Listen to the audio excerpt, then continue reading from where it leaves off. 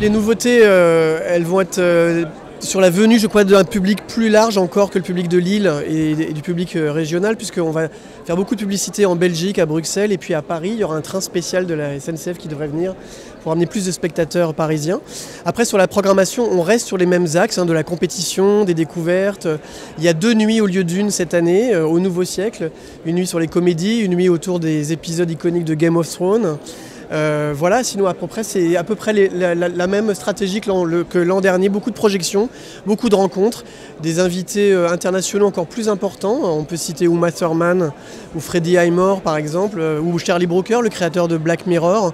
On a mis un peu les bouchées tripes sur les invités.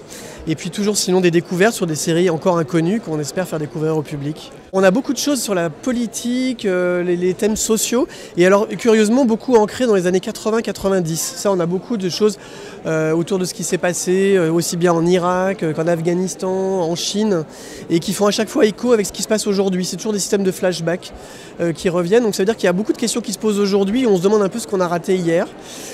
Et ensuite, il y a énormément de séries dans l'intime, sur les familles recomposées, les doutes de chacun, sur même les personnes avec qui ils vivent.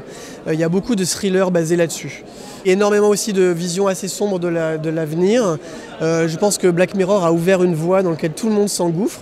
Donc maintenant, il y a des versions internationales un peu de dystopie qui posent des questions sur nos addictions aux algorithmes, sur nos soumissions à des systèmes totalitaires. Ça oui, il y a énormément de choses un peu inquiètes sur l'avenir. Et des fois des comédies aussi. Il fallait transformer l'essai, c'est sûr. L'année dernière, il fallait surtout réussir comme ça une installation très très rapide. Cette année, il fallait affirmer que c'était vraiment là que ça se passe et pas ailleurs. Il y a une grosse compétition même internationale de certains festivals même de cinéma qui se mettent aux séries. Si on veut qu'en France, ce soit vraiment la référence, comme dans plein d'autres domaines culturels, il fallait vraiment mettre les bouchées doubles. C'est ce qu'on a fait sur les invités, c'est ce qu'on a fait sur les premières mondiales. On a plus de 30 premières mondiales sur les 70 séries qui sont présentées. Ça, c'est très important pour faire nos preuves vis-à-vis de tous les partenaires internationaux.